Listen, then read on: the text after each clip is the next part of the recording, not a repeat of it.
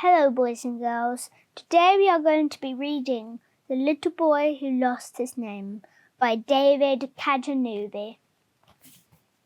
One day, a little boy awoke and sat up and rubbed his eyes.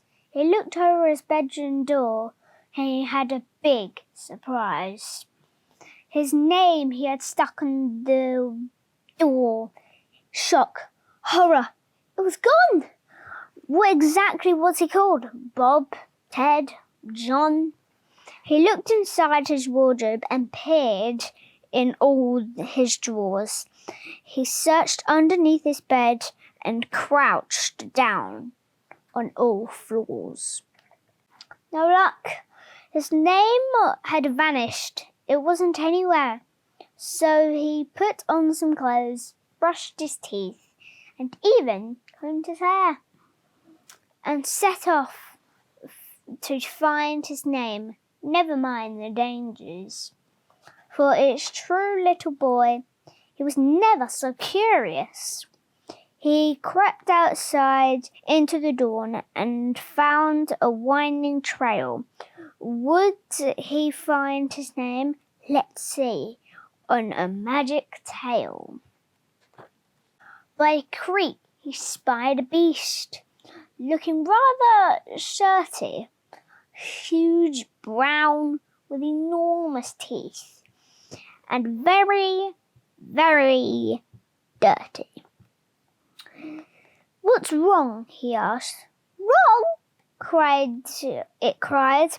However, will I stay clean? This riverbank, the state of it, the muddiest I've ever seen. I'm Hippo, a mud's kind of thing. We're always covered and smeared. But I hate dirt, it's horrid, and the others call me weird. Well, I've lost my name, the boy said, so I'm called nothing at all. But I think I can help you. Have you seen that waterfall?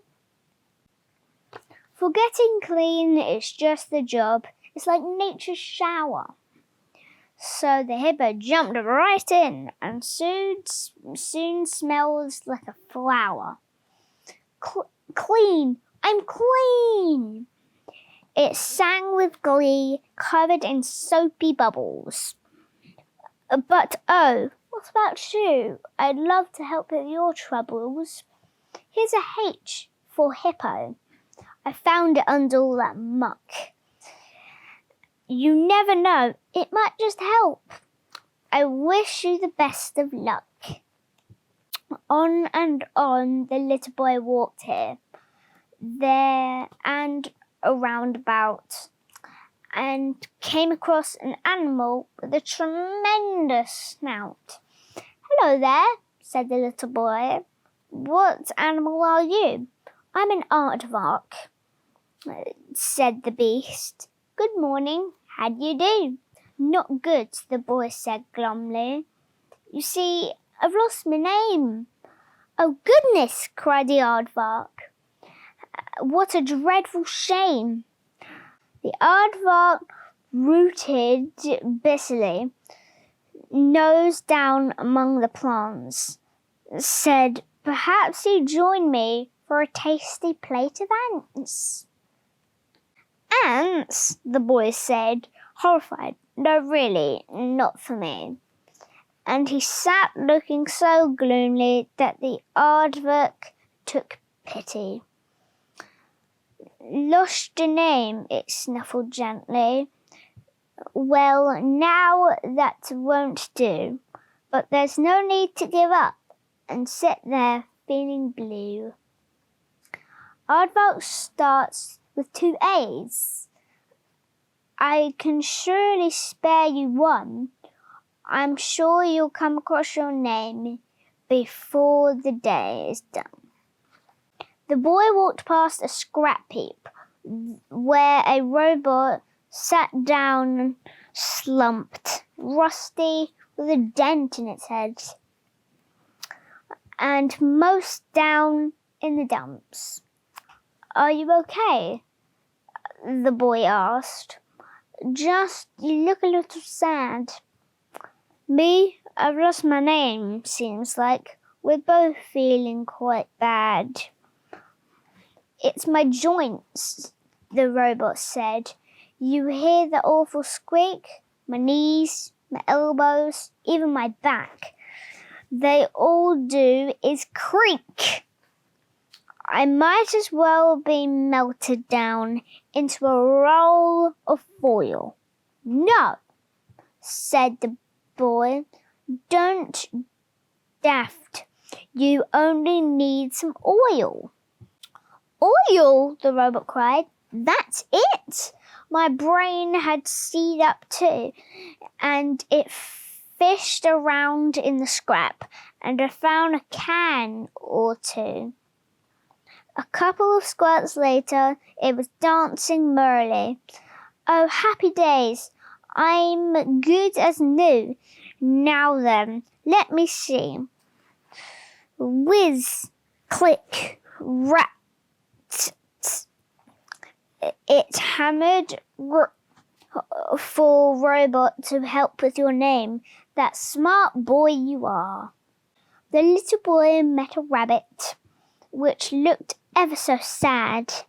My name has vanished, said the boy. But why are you feeling bad? Sighed deeply. The rabbit sobbed. I live in this park, but I don't want to go home because I'm afraid of the dark. See, I sleep in a burrow and it's all black and scary and full of huge monsters which are fearsome and hairy. Huge monsters in your burrow? The boy said. Are you sure? It looks ever so narrow. How will they fit through the door? It's true, the poor rabbit sniffed. That's my door. It's quite small. There's no way they'd squeeze in. The boy laughed. None at all. Remember when I was scared in the dark and at night, but we're really quite safe, then tucked in nice and tight. Are you sure? Asked the rabbit. I promise, the boy said. The rabbit smiled, then laughed with joy. Take this I'm off to bed. Sitting down against a tree next to a babbling brook, a monster was absurd in a frightfully clever book. Hello, young man, it said warmly.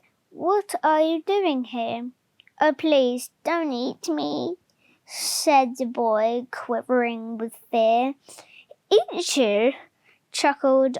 Oh, don't fuss. I live on fruit and nuts. Little boys don't agree with me. They give me dreadful guts.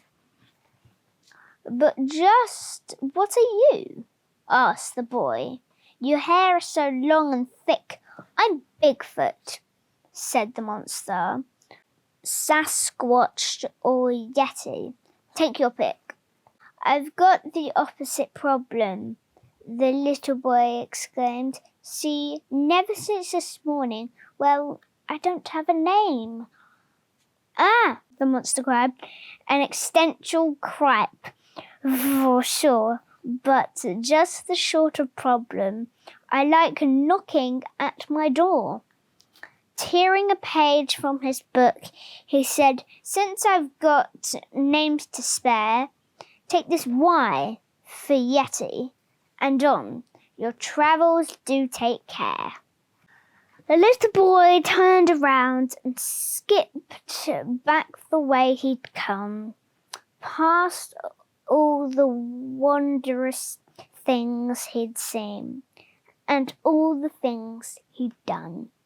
Letters he'd been given. Can you guess what they spell out? That's right, the name he lost was found again.